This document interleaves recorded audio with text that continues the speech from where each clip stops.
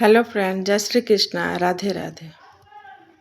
एक बार की बात है, अर्जुन ने श्री कृष्ण से विनम्रतापूर्वक पूछा, प्रभु मुझे आज तक यह बात समझ में नहीं आई कि दान तो मैं भी बहुत करता हूँ, फिर भी सभी लोग कर्ण को ही दानी क्यों कहते हैं। इस पर श्री कृष्ण मंद मुस्कान के साथ बोले, हे अर्जुन, तुम्हारी यह जिज्ञासा मैं अवश्य शांत करूँगा। और इतना कहकर श्री कृष्ण ने अर्जुन को पास के ही एक पर्वतीय स्थान पर ले गए और वहाँ दो सामान्य पहाड़ों को अपने दिव्य स्पर्श से सोने का बना दिया। श्री कृष्ण ने अर्जुन से कहा, हे अर्जुन, ये दोनों सोने की पहाड़ियों का सारा सोना तुम आसपास के गांव वालों में बांट दो।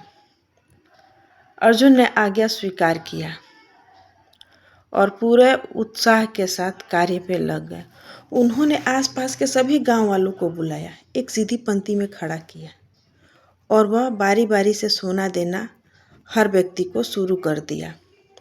वह यह भी देखकर सोना देते कि किसे कितना देना है, किसे कितनी आवश्यकता है, और इस बात का भी ख्याल रहता कि कोई बार बार आकर दोबारा सोना ना ले जाए। अर्जुन की जय जयकार हो रही थी। सभी लोग हर्षित थे कि भगवान की आज्ञा पर उन्हें पुण्य करने का अवसर प्राप्त हुआ है।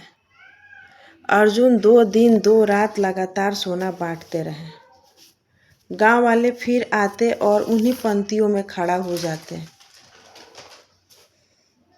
अर्जुन उन्हें भी सोना देते।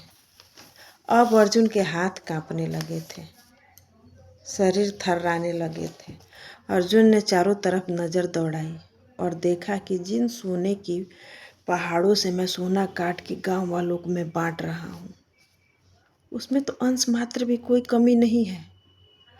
फिर अर्जुन ने श्री कृष्ण से कहा, हे प्रभु, अब यह कार्य मुझसे और नहीं होगा, मुझे थोड़ा विश्राम चाहिए, मैं थक गया हूँ।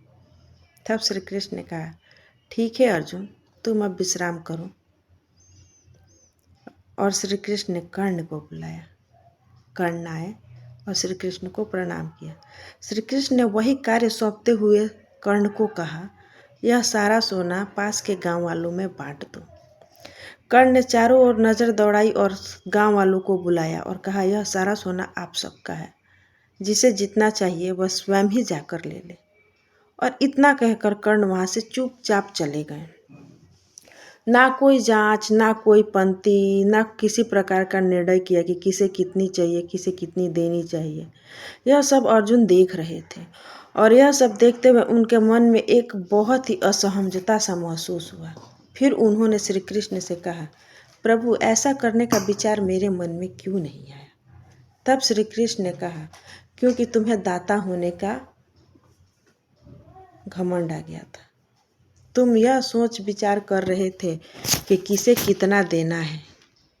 तुम यह चाहते थे कि गांव वाले हमारी यश करें, हमारे यश गाएं, हमें पुण्य मिले और हमारा जय जयकार हो। किंतु कर्ण ऐसा कुछ भी नहीं चाहता था। कर्ण ने स्वयं को ही माध्यम बनाकर जितना चाहा वो सारा दान ही किया है। इसीलिए कर्ण को सबसे बड़ा दानवीर कहा जाता है। कर्ण ने कभी किसी चीज़ों का अपेक्षा नहीं रखा, कभी किसी चीज़ों का मोह नहीं किया। हम, मैं, मेरा, तेरा जिस दिन मिट जाएगा जिस व्यक्ति में, वह व्यक्ति हमेशा के लिए कर्ण की भांति ही दानवीर कहलाएगा। जय श्री कृष्णा, राधे राधे।